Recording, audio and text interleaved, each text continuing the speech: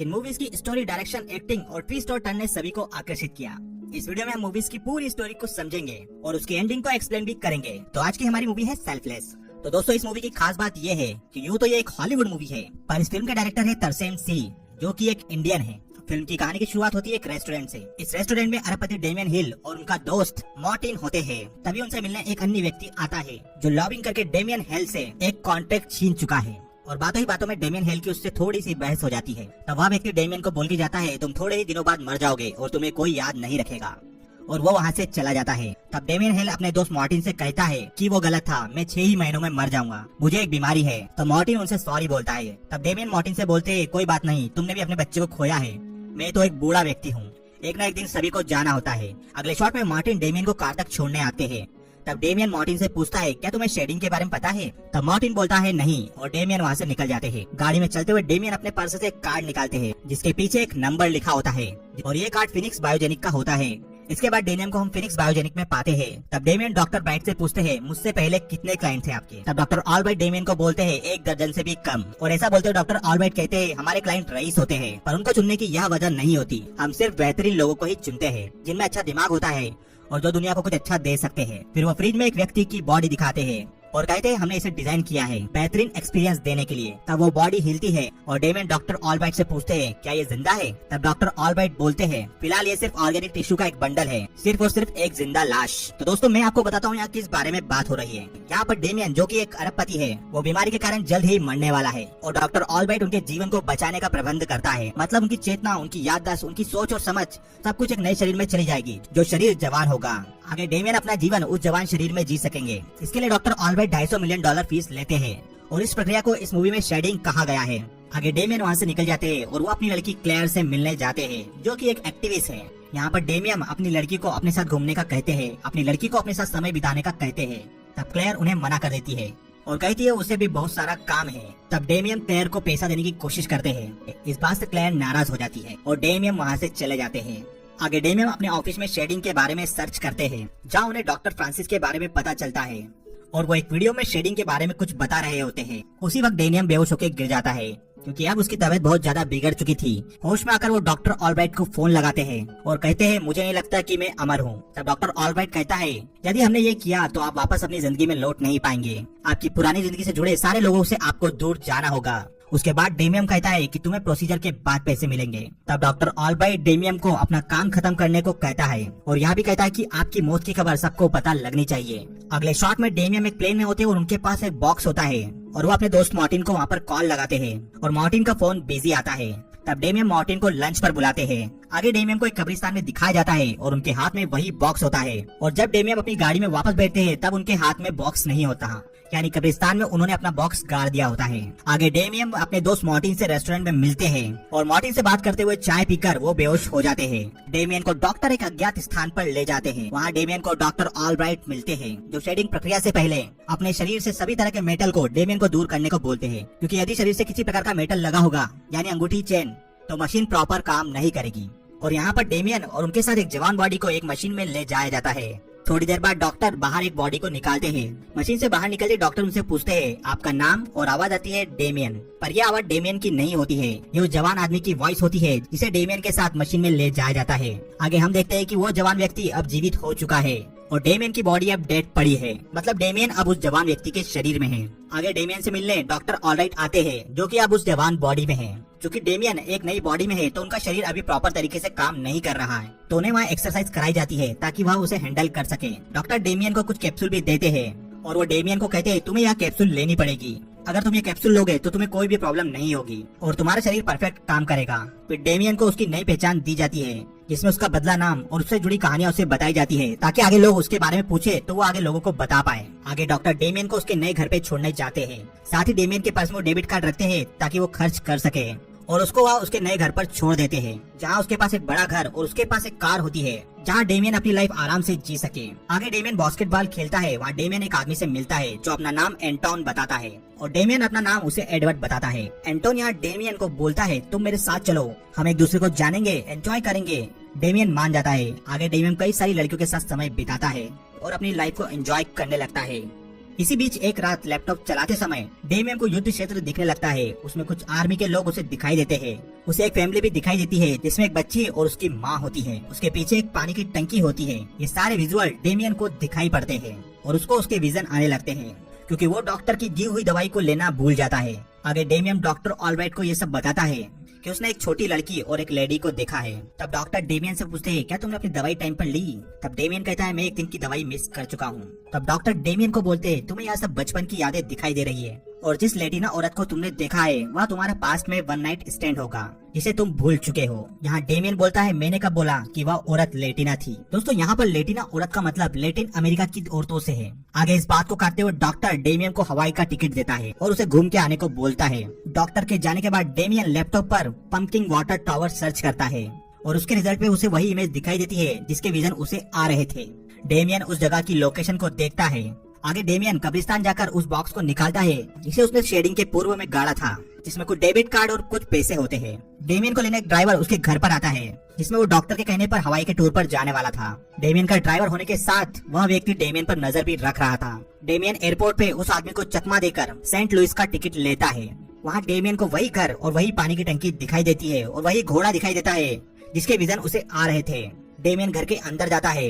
वहाँ उस घर में कोई नहीं होता।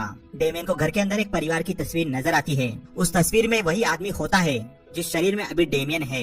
वो एक जीवित आदमी था कभी न कभी, पर डॉक्टर ने डेमियन को बताया था कि उन्होंने वह शरीर लैब में बनाया है। डेमियन के पीछे उस जवान आदमी की वाइफ आ जाती है और वो डेमियन के ऊपर गन तान लेती है और जब वह देखती कि वह व्यक्ति उसका हस्बैंड है तो वह रोने लगती है। वह लड़की डेमियन को मार्क बुलाती है जो उसका पहले हस्बैंड था। उसी वक्त दरवाजे पर किसी की आवाज आती है। डेमियन घर के बाहर जाकर देखता है, गेट खोलता है, तब एक आदमी डेमियन से गन छीनकर उसी पर तान देता है। यहाँ डेमियन को अपना दोस्त मिलता है एंटोन, जो कि एक्चुअल में डॉक्टर ऑलराइट का आदमी था और उसने डेमियन से दोस्ती इसलिए की थी ताकि वह उस पर नजर रख सके।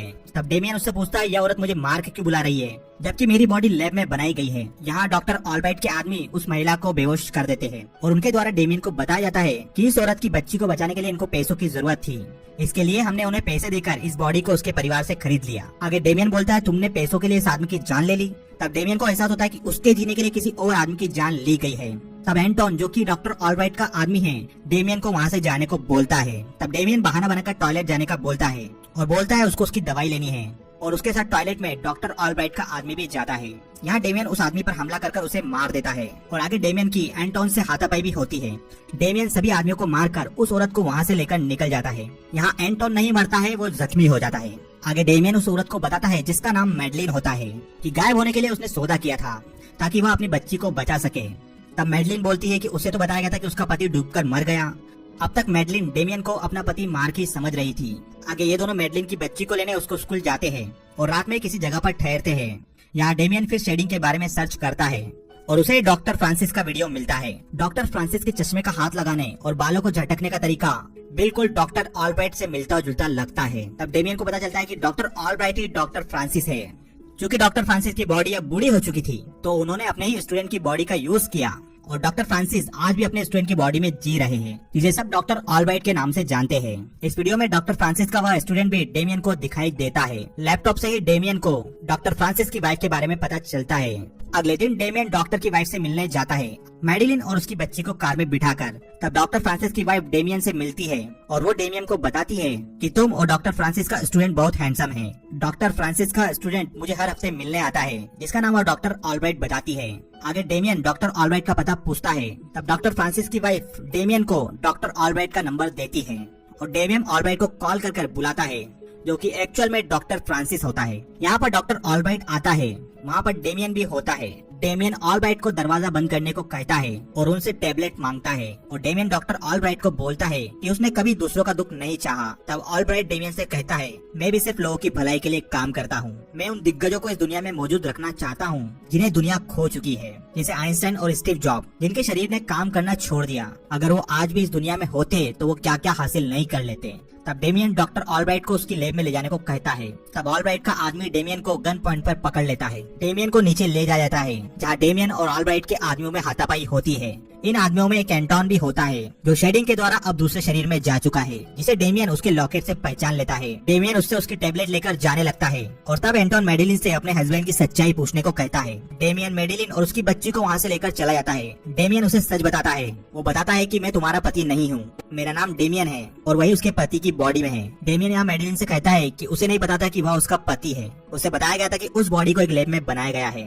और उसके बाद डेमियन मेडिलिन को वहाँ से चलने को बोलता है और डेमियन और मेडिलिन वहाँ से निकल जाते हैं। तब डेमियन मेडिलिन को बताता है कि उसके दोस्त के पास एक प्लेन है और उसके जिनेवा अकाउंट में बहुत सारे पैसे भी है। आगे डेमियन अपने दोस्त मार्टिन के वहाँ जाता है। डेमियन मार्टिन को विश्वास दिलाता है कि वह उसका दोस्त डेमियन है। तब मार्टिन डेमियन की मदद करने को राजी हो जाता है। डेमियन मार्टिन के घर पर मेडिलिन और उसकी बच्ची के साथ रुकता है और वहाँ पर देखता है कि वहाँ के सारे शीशे ढके हुए हैं और उसे यह कुछ अजीब लगता है। डेमियन फिर मेडिलिन की बच्ची को ढूंढता है तो वो देखता है कि वह एक बच्चे के साथ खेल रही है जिसका नाम उसकी बच्ची टोनी बताती है। पर उसे देखकर डेमियन बच्ची को टोनी के पास से जल्दी दूर ले जाता है। तब मेडिलिन पूछती है क्या हुआ। तब डेमियन बताता है वह मार्टिन का बेटा है और वह 2 साल पहले मर चुका है। तब तक डेमियन को पता चल चुका था कि मार्टिन को शेडिंग के बारे में पता है और घर से निकलते समय डेमियन मार्टिन से पूछता है हमारे पास कितना टाइम है, क्योंकि मार्टिन डॉक्टर ऑलब्राइट को डेमियन के बारे में बता चुका था, क्योंकि उसने शेडिंग का सहारा लेकर अपने बच्चे को जिंदा रखा था और उसके लिए उसने डॉक्टर ऑलब्राइट से मदद ली थी जो अब किसी दूसरे की बॉडी में जिंदा है। तब डेमियन मार्टिन को बताता है ये बच्चा लैब में नहीं बनाया गया, ये किसी और का बेटा है। तब मार्टिन को अफसोस होता है और फिर मार्टिन डेमियन की वहाँ से निकलने में मदद करने की बात कहता है, क्योंकि घर के अगले चौराहे पर डॉक्टर ऑलब्राइट के आदमी डेमियन का इंतजार कर रहे थे। डेमियन मार्टिन की कार लेके वहाँ से निकलता है। आगे चौराहे पे उन्हें डॉक्टर ऑलब्राइट के आदमी मिलते हैं जो डेमियन का पीछा करने लगते हैं और आपस में कार टकराने के कारण और कार एक्सीडेंट के कारण वो सभी मारे जाते हैं। वहीं दूसरी तरफ मार्टिन मेडिलिन और उसकी बच्ची को लेकर जंगल के रास्ते से निकलते हैं। सुनसान रास्ते पे मेडिलिन को एक कार दिखाई देती है और उसे लगता है कि वह डेमियन की कार है। वो उस कार को रोकने जाती है पर उस कार से निकले कुछ आदमी मेडिलिन और उसकी बच्ची को उठाकर ले जाते हैं। यहाँ मार्टिन मेडिलिन को रोकने की कोशिश भी करता है पर वह रोक नहीं पाता। डेमियन मार्टिन से उस रेस्टोरेंट में मिलता है जहाँ उन्होंने मिलना तय किया था और मार्टिन यहाँ पर बताता है मेडिलिन को कुछ लोग उठाकर ले गए हैं। तब डेमियन मार्टिन से पूछता है क्या तुमको पता है डॉक्टर ऑलब्राइट कहाँ है। तो मार्टिन डेमियन को बोलता है मुझे नहीं पता। उसके बाद डेमियन बहुत सोचने की कोशिश करता है कि डॉक्टर ऑलब्राइट के आदमी शेडिंग के समय उसे कहाँ ले गए थे। तब उसे एक वेयर हाउस याद आता है जिसमें कुछ मूर्तियां बनाने का काम होता है। उसी वेयर हाउस के अंदर डॉक्टर ऑलब्राइट शेडिंग की प्रक्रिया पूरी करते थे, जो स्थान एक अज्ञात था। डेमियन उस स्थान का पता लगाकर उस स्थान पर जाते हैं। डेमियन उस वेयर हाउस के अंदर जाता है और वहाँ डेमियन देखता है कि एंटोन की बॉडी को वापस किसी अन्य नए व्यक्ति के साथ रखा गया है, मतलब एंटोन को यहाँ पर नया शरीर दिया जाना है। तभी वहाँ से बुलेट प्रूफ ग्लास के अंदर से हमें डॉक्टर ऑलब्राइट दिखाई देते हैं। डेमियन यहाँ डॉक्टर ऑलब्राइट को शूट भी करता है पर उसे गोली नहीं लग पाती। डॉक्टर ऑलब्राइट के आदमी डेमियन को यहाँ पर आकर पकड़ लेते हैं पर पकड़ते समय डेमियन एक बुलेट अपने मुंह में रख लेता है। डॉक्टर ऑलब्राइट को एंटोन के लिए एक नई बॉडी चाहिए थी और इसके लिए वो डेमियन की बॉडी को यूज करते हैं। उस पर और एंटोन पे शेडिंग की प्रक्रिया शुरू करते हैं। शेडिंग की प्रक्रिया पूरी होती है, डेमियन की बॉडी की आंख खुलती है। तब डॉक्टर ऑलब्राइट उससे नाम पूछते हैं। तब वह अपना नाम एंटोन बताता है। फिर वहाँ से डॉक्टर ऑलब्राइट चले जाते हैं। डेमियन खड़ा होता है और वो एंटोन का लॉकेट पहनता है और वहाँ पर काम करने वालों से मेडिलिन और उसकी बच्ची का पता पूछता है जो उसी वेयर हाउस में होते हैं। डॉक्टर ऑलब्राइट के आदमी उसे वहाँ पर ले जाते हैं और डेमियन उसे गन लेकर उन्हीं दोनों को शूट कर देता है। फिर डेमियन वेयर हाउस में डॉक्टर ऑलब्राइट के कुछ और आदमियों को मारता है। यहाँ पर दूसरी तरफ गन शॉट की आवाज सुनकर डॉक्टर ऑलब्राइट मशीन को देखने जाते हैं। वहाँ मशीन के अंदर उसे एक बुलेट दिखती है। तब उन्हें समझ में आ जाता है कि डेमियन एंटोन में चेंज नहीं हुआ, अभी डेमियन के शरीर में डेमियन ही है। यहाँ बचते बचाते मेडिलिन और उसकी बच्ची और डेमियन बुलेट प्रूफ केबिन में आ जाते हैं और बाहर डॉक्टर ऑलब्राइट के आदमी वो गेट खोलने की कोशिश करते हैं। यहाँ से डेमियन को डॉक्टर ऑलब्राइट दिखाई देता है और डेमियन उससे बात करता है। तब डॉक्टर ऑलब्राइट बताते हैं मेरे बगैर तुम कुछ भी नहीं हो, यदि मैं तुमको वो कैप्सूल ना दूं तो तुम्हारा अस्तित्व नहीं रहेगा, फिर इस शरीर पर तुम काबू नहीं कर पाओगे, फिर इस शरीर पर पूरी तरह से काबू मेडिलिन के हस्बैंड मार्क का हो जाएगा। बुलेट प्रूफ केबिन में मेटल को पिघलाने वाली एक मशीन भी होती है जिससे डेमियन बुलेट प्रूफ ग्लास को पिघला देता है और बुलेट प्रूफ केबिन के दूसरी तरफ डॉक्टर ऑलब्राइट जल के मर जाते हैं। डॉक्टर ऑलब्राइट के सारे आदमी वहाँ से भाग जाते हैं और डेमियन मेडिलिन और उसकी बच्ची भी वहाँ से निकल जाते हैं। आगे डेमियन मेडिलिन और उसकी बच्ची को एक बोट पर बिठा देता है। वहाँ बोट एक बीच पर जाने वाली होती है जहाँ मेडिलिन और उसके बच्चों की जरूरत के सारे सामान का इंतजाम होता है। आगे डेमियन अपनी लड़की क्लेयर से मिलने जाता है और उसे मिलकर उसे डेमियन का खत देता है। वहाँ से लौटते समय डेमियन देखता है कि उसकी लड़की उस खत को पढ़कर रो रही है। अगले शॉट में हम देखते हैं डेमियन अपने आप को एक रूम में बंद कर लेता है। उस रूम में एक लैपटॉप होता है। उस रूम में डेमियन कुछ समय गुजारता है और उसके बाद डेमियन उठता है और लैपटॉप पर रखे वीडियो को प्ले करता है। यह वीडियो खुद डेमियन का होता है। उस वीडियो में डेमियन बोलता है इतने दिनों से मैंने एक भी पिल नहीं ली है और इसके साइड इफेक्ट मैं उस बेड पर झेल रहा था और इसके कारण अब मैं धीरे धीरे खत्म हो रहा था। जब तक तुम ये वीडियो देखोगे जब तक मैं पूरी तरह खत्म हो जाऊंगा। उसके अगले शॉट में हम देखते हैं कि डेमियन मेडिलिन और उसकी लड़की से मिलने जाता है और मेडिलिन उसे देखकर गले लगा देती है। तब डेमियन मेडिलिन को बोलता है मैं मार्क हूँ, मतलब अब ये शरीर पूरी तरह से मार्क का शरीर है और यहीं पर मूवी खत्म हो जाती है। मतलब दोस्तों इस मूवी में बताया गया है जब तक उन टेबलेट का असर रहेगा तब तक ही डेमियन उस शरीर में रह पाएगा और यदि डेमियन उन टेबलेट को नहीं लेगा तो उसका अस्तित्व पूरी तरह खत्म हो जाएगा और वापस वो शरीर मार्क का बन जाएगा। मूवी में सभी लोग जिन्होंने शेडिंग का सहारा लिया है वो टेबलेट यूज करते हैं और जब तक टेबलेट का असर रहता है तब तक ही वह किसी जवान बॉडी को हैंडल कर पाते हैं। मतलब इस मूवी में बताया गया अमर होने का कोई तरीका है ही नहीं। दोस्तों मूवी थोड़ी स्लो है पर इस मूवी का कॉन्सेप्ट मुझे बहुत अच्छा लगा। इस मूवी को देख के आप थोड़ा सा बोर होंगे पर आपको इस मूवी का कॉन्सेप्ट अच्छा लगेगा। तो दोस्तों आपको ये वीडियो कैसा लगा हमें बताइए कमेंट सेक्शन में, और आप किस मूवी को समझना चाहते हैं उससे जुड़े फैक्ट्स को जानना चाहते हैं वो भी बताइए हमें कमेंट सेक्शन में।